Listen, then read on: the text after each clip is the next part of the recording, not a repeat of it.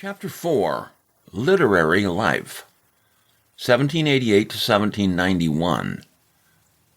During her residence with the family of Lady Kingsborough in Ireland, Mary, as has been seen, corresponded with Mr. Johnson, the publisher. In her hour of need, she went to him for advice and assistance.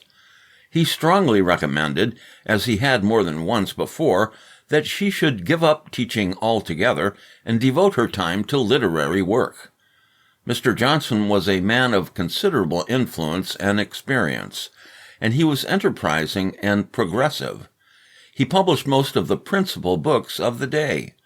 The Edgeworths sent him their novels from Ireland and Cowper his poetry from Olney.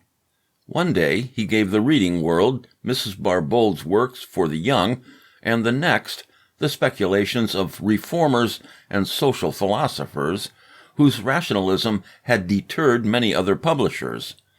It was for printing the Reverend Gilbert Wakefield's two plain-spoken writings that he was at a later date fined and imprisoned.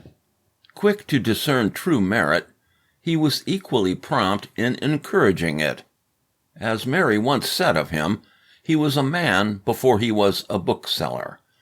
His kind, generous nature made him as ready to assist needy and deserving authors with his purse as he was to publish their works.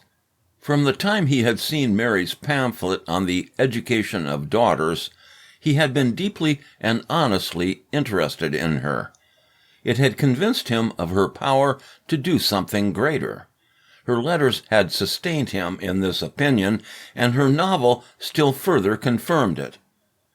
He now, in addition to urging her to try to support herself by writing, promised her continual employment if she would settle in London.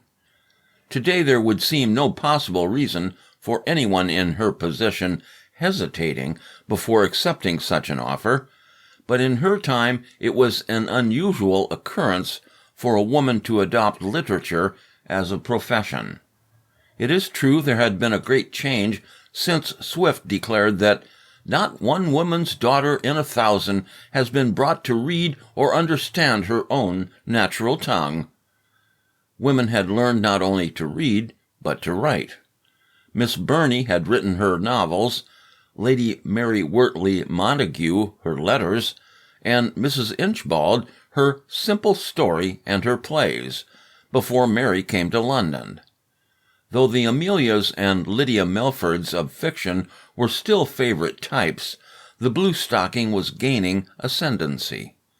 Because she was such a rara avis, she received a degree of attention and devotion which now appears extraordinary. Mrs. Inchbald and Mrs. Opie, Maria Edgeworth and Mrs. Barbauld, at the end of the last and beginning of this century, were feted and praised as seldom falls to the lot of their successors of the present generation. But despite this fact, they were not quite sure that they were keeping within the limits of feminine modesty by publishing their writings. Lady Mary Wortley Montague had considered it necessary to apologize for having translated Epictetus.